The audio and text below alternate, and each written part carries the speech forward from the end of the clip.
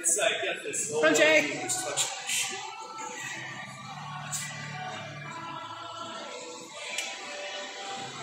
Yeah.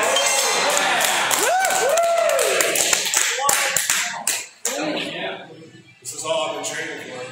I have Jaland Worley with me, aka W Grip, and very similar to the video I put out with Luke Raymond about his world record on the jug. We're going to get into discussing some stuff here with Jaland about his recent world record on the Ironmind pinch block. And this is a Grip Sport International record.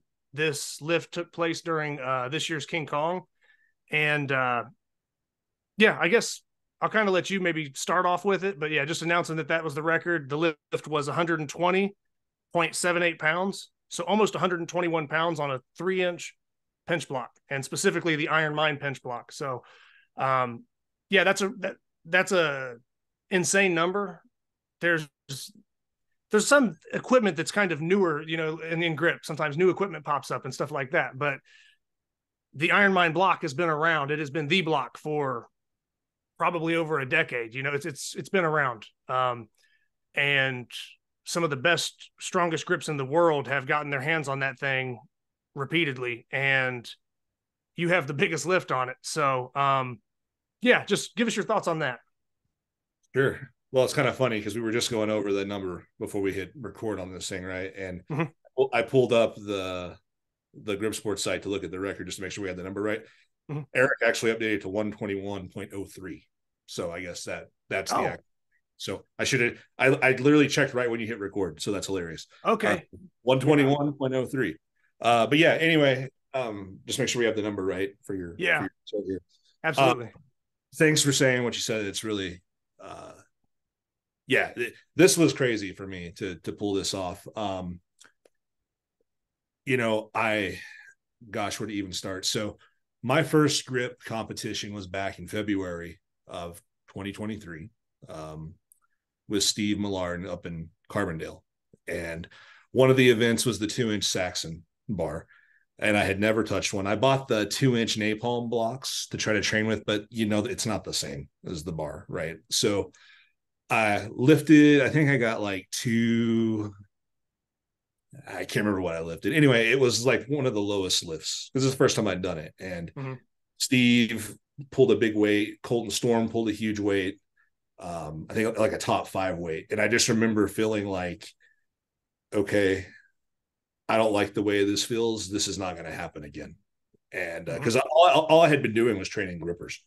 And I was playing with like the Napalm Nightmare, the 2 3/8 handles and stuff. I didn't really have a good idea of like what arm lifting was like then, because I just kind of, Steve invited me to come do the comp. And I thought, why not? See if I like it or not.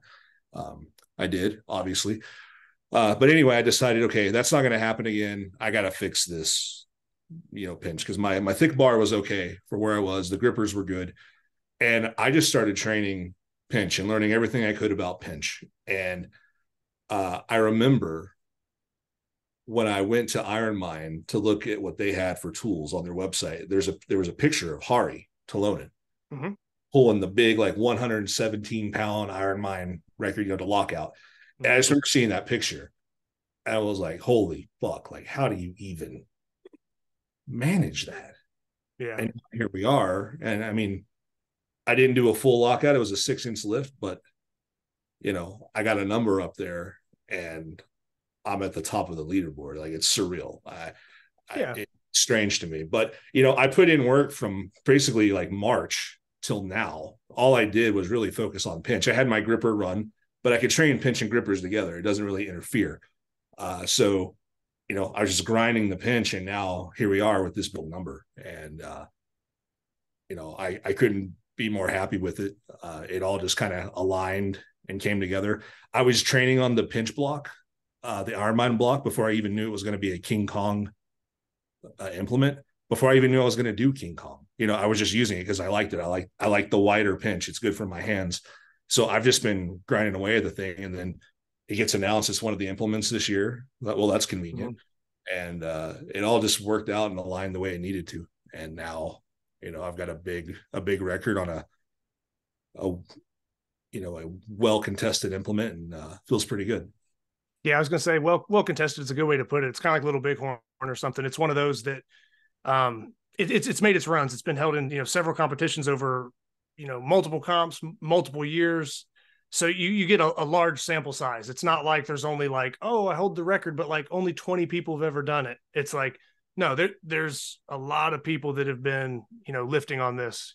So very large sample size. And like I said, you're at the top of that mountain. Now, you noted that it wasn't to lockout, but like watching the video, you could have pulled it to lockout. It's just a matter of that, it's the rule set. And for this rule set for Grip Sport International, you're doing grip sport, you're pulling to height. So you're just pulling to that 6-inch requirement, which essentially takes most of the judging out of it for the, I guess, subjectivity of lockout, we'll say.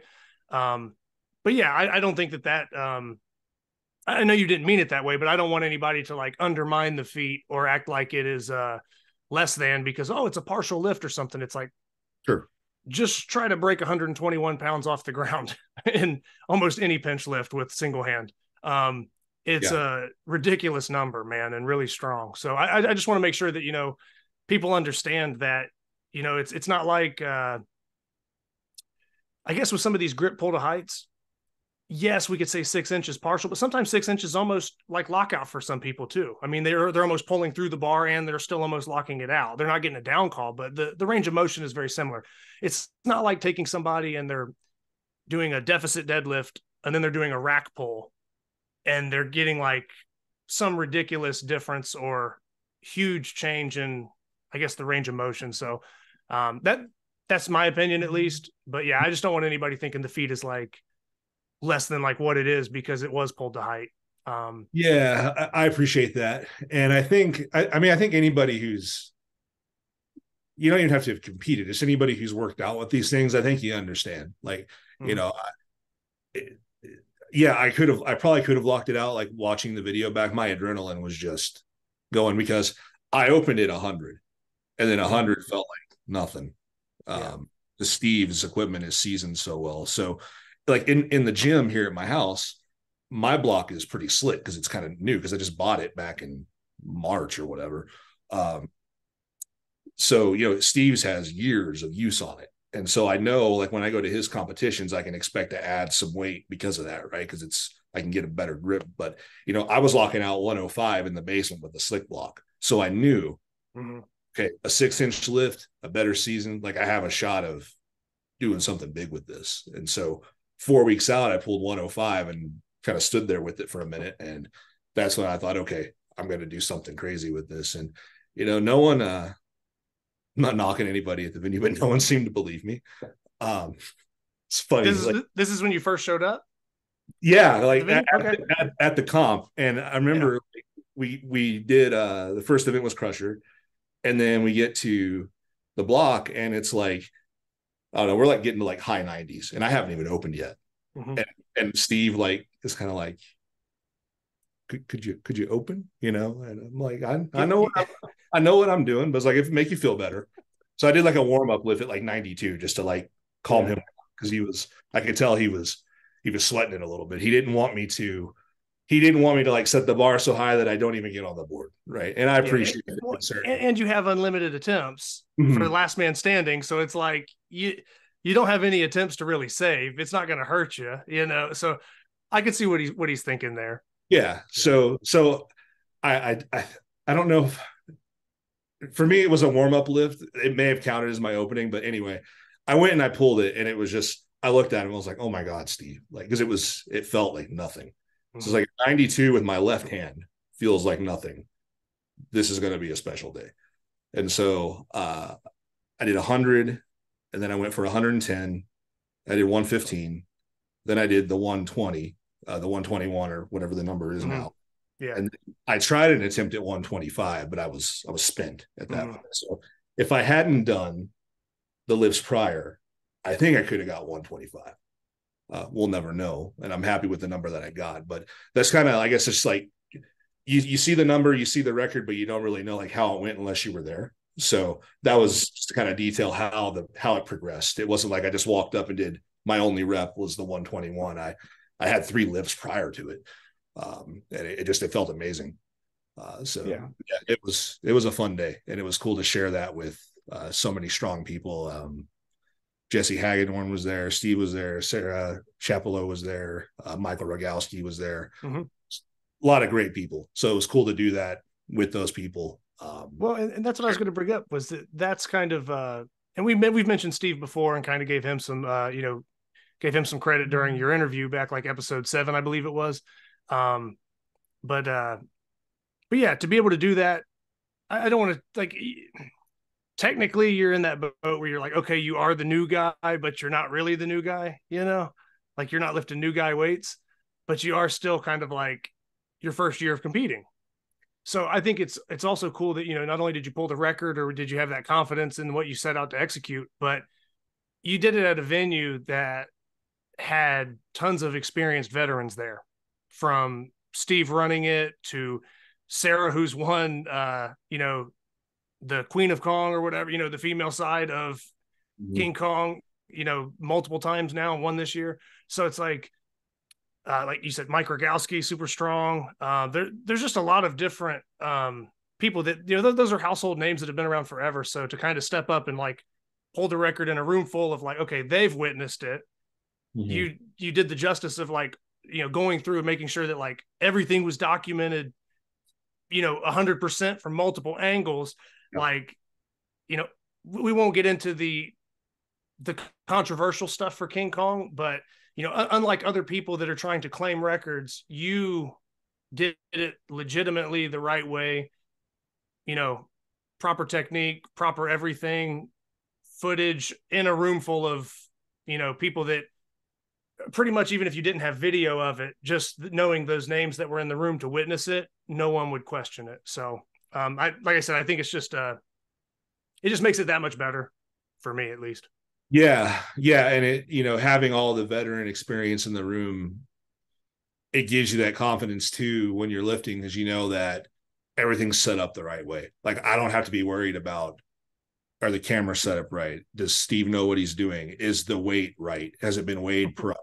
I don't have to worry about any of that because they know what they're doing. So all I have to do is just show up and lift, right? And I don't have to think about all the other stuff because of all the experience that's there in the room. So that's what I love about competition. Like, you get the lifting, the camaraderie, sharing the experience, just all around. It's awesome. Yeah. All right. Now I got one special question for you here. What's up? I think I know the answer a little bit. I think I know the answer to this anyway, but I'm going to ask it, I'm going to go ahead and say it. Now, I know you said you got the Ironmind block. You were training it even before it was an implement. You're working on your pinch, right? We talked about the first time you said you pulled a Saxon, didn't go too well. You kind of make that a priority that you don't want to feel like that. You're working the weakness, right? Mm-hmm. One of the things you purchase is a blob. Now, do you think that any of your blob training, lifting blobs, cleaning blobs, generating that pinch force, do you think that contributed to this block record at all? 1,000%, man. Like, okay.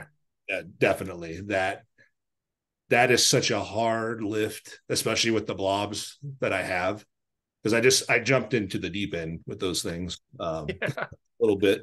Yeah, man, like that, the blobs, like my hands are, really wide. So I like the wide pinch. The blobs let me get the full stretch that I like to get. So I know what that feels like. So whenever I squeeze the block, like it's not a problem compared to the blobs. I'm conditioned for the super wide blob. The pinch is very comfortable, and I don't feel like I'm like at my maximum width, if that makes sense. I don't know. No, absolutely. Because there's some people that think that, and everybody can have their own opinion here, but some people kind of would view the 3-inch Saxon or 3-inch pinch block as kind of a wide pinch. 2's narrow, 3's wide. Whereas if you kind of open that up to blobs and some block weights or some other stuff like that, 3's pretty regular to you, and you're conditioned over a bigger range of pinching. So like you said, 3 can be pretty comfortable if you branch out beyond that. But for those who only go up to that, their ceiling is the 3-inch pinch, they might think that, yeah, man, this is a wide pinch, or man, this does kind of, feel weird in my hand. So it makes a ton of sense to me. Like I said, So yeah, I was just curious because there's a lot of obviously implements and things like you mentioned, pinch blocks, other stuff that you can do. But as far as like mixing in your, I guess we could call them feats or challenges, but kind of mixing that in when you're doing those things, it's not just like, oh, you're doing that, but it doesn't have carryover into what you're, to the actual competition lifts. A lot of these things have carryover into what you're actually going to be lifting on, or will, if you supplement them right in your training, it's a tool like anything else, but like you clearly used it correctly because like you said, you were working on the block, but you were also doing some blobs, you're doing other stuff. And I just think that that's something that people could also benefit from a little bit is I got to be careful with how I say this, but you almost don't want to like take that one handle and only lift on it to where you become so one-dimensional that that's all you do, or you're almost like a one-dimensional specialist. Mm-hmm. And you also don't want to get so lost in all these feats that you're doing 100 different things and you're not actually training for what you're going to be contesting. Right. But there is that middle ground where if you kind of take the actual competition lift and, maybe some side challenges that are outside that box a little bit, and you kind of bring it all together, I think it's better. I think it can kind of get you ready for, like you said, you're almost more prepared than if you had only lifted on the block or, kind of done something more like singular, just one thing, Yeah, no, I noticed that in all my training, like I diversify what I'm doing, even if it's for a specific event. I don't just do that one thing. I try to get different angles with my hands, my wrists, the width of things, I try to mix it up a little bit because as long as it's like the same primary movement, I can give myself different looks and I can strengthen different parts of my hand. Because when you get up to like these kinds of weights, like you feel like every little deficiency, like you can feel when your little finger is the weakness or your ring finger is the weakness. So you can start to feel that stuff. So, which is cool because you can train that specifically and start to get really detailed with your training. But using those blobs, like to me, like wide for me was like the day I got my hands on Tim's Blobzilla at his house when I tried to grab it. We didn't have the chalk, so I couldn't get a good lift on it. But it's like when I put my hand on the Blobzilla, it's like, oh wow, this is wide. That was the first time I felt like, wow, this is really wide. So like the 120 feels really good in my hands. The Ironmind block feels like perfect. Like, so I think that's why I took to that one so well. Now, a 2-inch Saxon is a whole different story. I don't like the way that feels. It's almost too narrow for me. Yeah. And there's some guys that would agree with you that maybe around that 3-inch mark, if they have bigger hands, it kind of fits better. Yeah. And when you get down to 2, it's almost like if there was that window of, where your optimal squeeze is or your pinch is, they would almost say that, I feel like I'm starting to lose some horsepower once I get too narrow, and that might be the case. Yeah, so I'm working on that. 2-inch Saxon is at Worlds this weekend at the Olympia, so we'll see how that goes. Like, so what happens is on my hand here, my thumb pad is really thick in this part of my hand.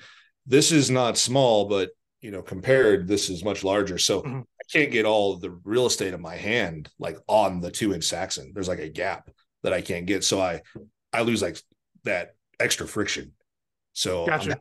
I'm having to like try to beef up this side of my hand where I can get more of my skin on the bar.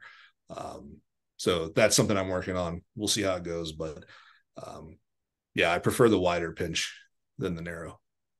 Okay. Now with setting the block record for, like I said, the Ironmind block, and like I said, it's Grip Sport International record. Do you have any other lifts in mind? I mean, I know you have like the inch pinch record, which a record's a record, but you're probably more happy with the block, I would assume, just as far as where they kind of stack up. And, I guess I don't want to say like respect, but you know what I mean? Like, no, I know what you're saying. Yeah. You're not. Yeah. A record's a record. You know what I mean? I don't care what it is. If it's the most that's ever been lifted, that's awesome. But the block's probably like a little more special to you, I'm guessing. And do you have any other lifts that maybe you're kind of setting your sights on in that same fashion? Yeah. So the inch pinch, that's going to be contested in March up here in Wyoming. And I want to take that over 100 because the record's like 90. So even though it's not like it's not like a well-respected lift. I don't know what the word is to call it. It's more of an oddity, or it's kind of like an oddball lift. it's not really like a big power lift. It's a key pinch, right? I mean, it's. I think I can change that for that little thing. If I can get the record over 100, maybe more people want to do it. So that's something I want to do, because that inch pinch record was strange, because I didn't even really train that thing. That just kind of happened, and it was weird.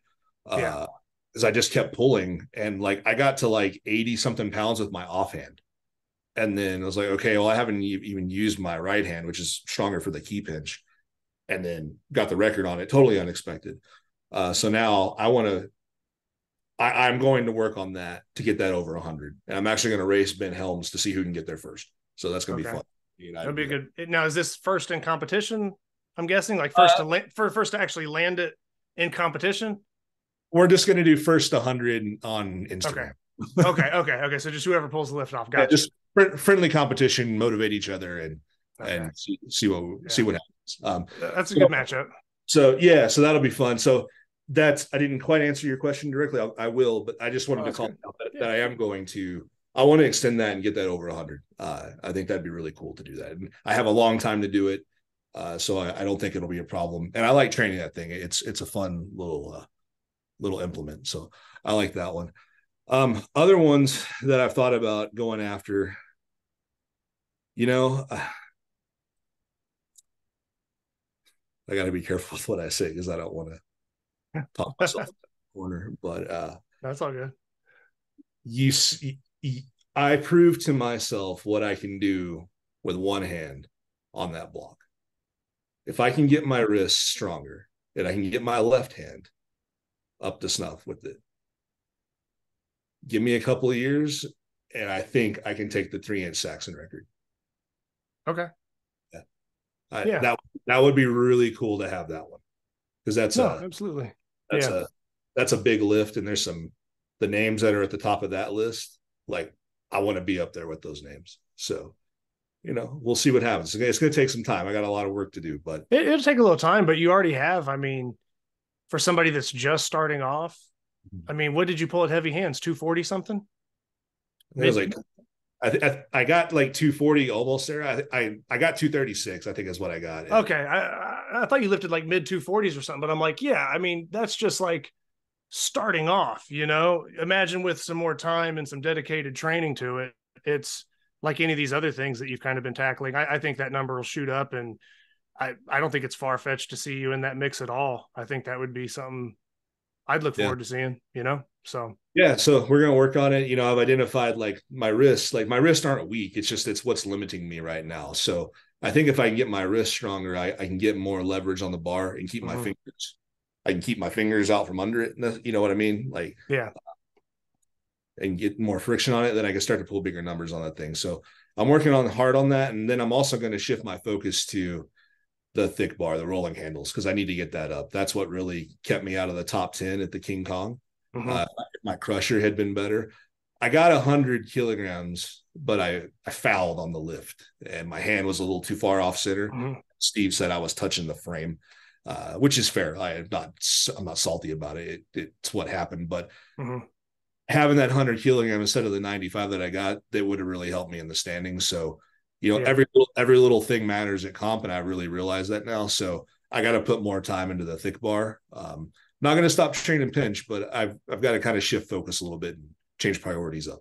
Okay. Yeah, I got you there. Now, just like I said, you could feel free to throw out as much as you want here, but as a, record holder, we're kind of, we're hitting on other topics as well, but if we just shift back to the world record on the block here, do you have any advice for anybody training pinch other than what we've already stated? Just, it could be kind of generic advice, beginner, it could be for anybody, but just a quick hit, little tip on pinch training that maybe people are overlooking, or maybe they are, not aware of.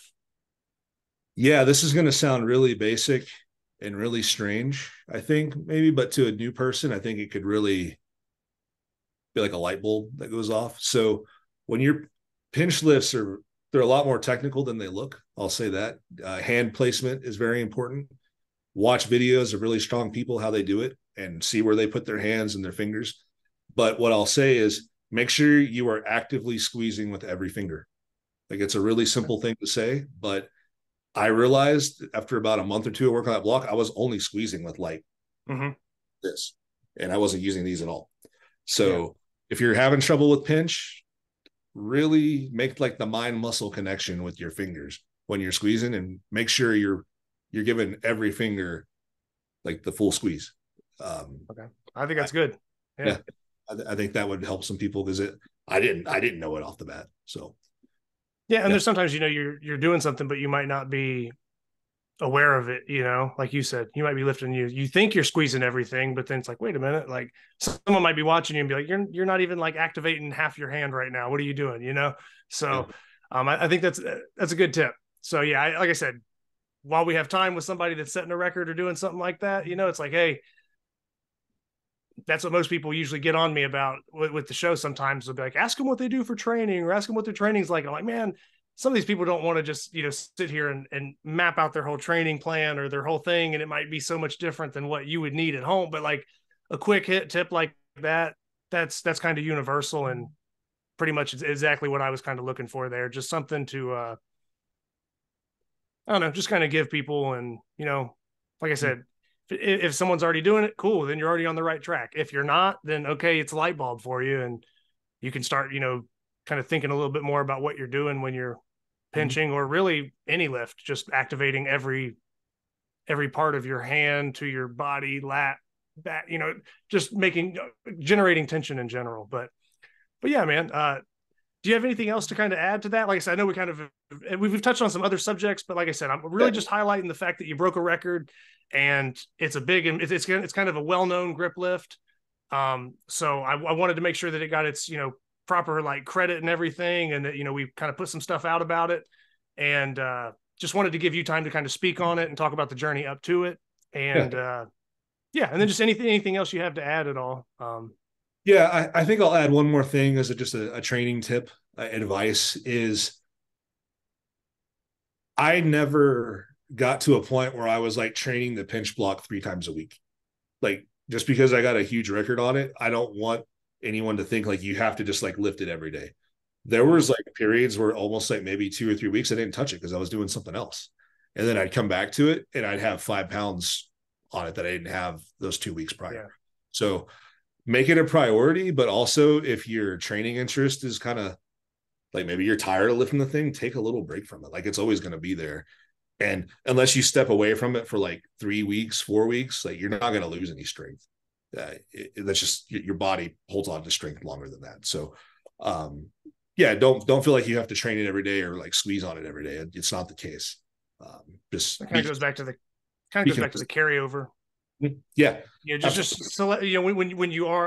When you are taking that break from it, you're still lifting other things that are in that same wheelhouse. And that's like, there would be like a period where I just did blobs because I wanted to focus on the blob. And then like, oh yeah, let me see where I'm at on the pinch block after 2 weeks. So like, oh dang, I added some that felt really good. So yeah, just mix it up a little bit. Like don't go 2 weeks without training pinch. That's not what I'm saying, but don't feel like that you have to do the block. Like that's all you have to do if you want to go after. Like, it's not true. And then I think just kind of the last thing to kind of wrap up here is one, thank you for giving me the time to come on and talk about it. I'm very proud of this, and this is a big achievement for me. Like if this was the biggest thing that I do with grip, I would actually be happy with it, but I got more in the tank. And I want to say too, like I said, we're not going to talk about the controversy and stuff. I just want to say thank you to everybody that just kind of reached out to me and said kind words to me and acknowledged what I had done. It meant a lot to have that respect of my peers, to say nice things after doing something big. So thank you, everybody. Oh man, yeah, that's awesome. And like I said, we don't have to get into all the details of it, but just knowing that the way things were shaping up and the way things were going with that situation, everybody was probably reaching out to you, basically saying like, you're the real record, you're the real champ, you know what I mean, kind of thing. Yeah. And, yeah. And that was the fact. And that's kind of what was, that's what's, came to be now. So that's what it is. That is the record. So yeah, it's definitely cool. But like I said, I think that, the people in the sport know. And I think that, like I said, just the way that you did it, the way, people know when it's a real record or when certain people might be trying to inflate something, or, whatever the goal is with that. But like, who even wants to have a record if you didn't even really do it? Like, it's delusional thinking. But yeah, no, it's really good for the sport that everything unfolded the way it did, and that right now you're the guy at the top of the mountain for everybody else to chase, because it was legit, like we already spoke about. So yeah, no, I said I'm glad that everybody kind of had that same. I'm glad that everybody was able to pick up on it and actually reached out to you, because. Yep. And yeah, you were one of the first. So thank you, buddy. I appreciate you. It was very nice to see that message from you. So I appreciate. Oh yeah, dude, no problem. And like I said, I don't want to we could do a whole show on the controversy. But, yeah, we don't have to go into details. But it really was. I mean, I had seen some of the videos and stuff like that, but it wasn't until you really mentioned something that had to really take that extra, hold on, that like, I don't want to say double take, like 100 take, the 100th take I took on it, but it was really you. And then you kind of mentioned the point that, and this is one of the last things I'll say. I'm stringing this out, but it's kind of a cool thing, because you kind of mentioned to me, you said, when you do something completely legitimate and you work so hard for a world record, and then, someone tries to kind of screw you over, you tend to pay you tend to pay pretty close attention to it, So, yeah, you were one of the people that really, helped the entire sport get saved from kind of that whole ordeal, because you were really one of the first set of eyes that really pinpointed that and kind of set it off down the line, I guess. So that's important to note. So yeah, man, I'll tell you, and I'm being honest here, like, I wanted 63 kilograms to be the record, because that means the potential to lift with this thing, we're not even close, man. And so yes, I had an interest to look at that because I had something to lose, but I just was curious. I wanted to see, are they doing something different that I'm not doing? I noticed, well, yeah, they were doing something different. I'll leave it at that. Yeah. But slightly illegal, or violating rules for a tournament. Yeah. I'll tell you this. We won't talk about that. We'll talk about something better. I'll tell you this. I'll hit 65 kilograms on that thing. I guarantee it. We'll get there. Yeah, I ain't stopping. I'm not stopping. Doing it the right way, though. That's yeah. So that's why I think it's funny, because like, people kind of had to cheat or kind of throw some stuff out there with some like fictitious numbers, but like, now that you set the real deal, you're like, oh no, I'm gonna go and do those numbers too, but I'm gonna do it the right way. Yeah, those weren't unreasonable, even though they weren't legit. They weren't unreasonable numbers for that, because where I'm at, I can tell that that's possible. Those numbers are possible. So we'll get there. And yeah, like you said, I'm at the top of the mountain for now, and everyone's free to come after me, but I intend to be up there for a while. So okay, awesome. Yeah, you good with that? Like I said, okay. Then, like I said, I'll go ahead and we'll wrap up. But yeah, congrats again on a killer lift and really big record, man. And honestly, overall a solid performance for King Kong. I mean, where you placed overall? I mean, you were right up there towards the top there as well. I mean, I wanted a top 20 finish, and I got 13th, so I'm thrilled with that. That was great. Yeah, and anybody that doesn't know, there's like 180. Was there 180 something male competitors? 184 or something like that. Yeah. So when we're talking about 13 out of almost 200 people, that's when we say up there, usually a lot of competitions 13th place isn't up there, but when it's this big of a competition, it's like, yeah, you start talking top 20, you're doing something. So yeah, man, congrats on all that. First King Kong, kind of coming out with a big statement in general with your overall placing, and then I guess like the cherry on top is just hitting that block record and add another GSI record to your belt, and just looking to drive those up, I guess. So I mean, there's still work to do. I want to place higher, and my focus was to get the record. That's what I set out to do. That's what my purpose at King Kong was. But all my other lifts went so well, I got the good placement too. So I couldn't be more happy with how it went. So awesome, man. Well, I look forward to seeing what you do in the future, and I'll be one of those people trying to chase you a little bit, so, but yeah, man, yeah, best of luck in future training and future competitions. And if you're going to be down for worlds for the arm lifting side, we'll meet up down there and compete. I know we'll be different weight classes, but we'll be lifting at the same time. So I'll see you down there. So best of luck in that competition as well. I'll see you Saturday. All righty, man. I'll see you. Take care.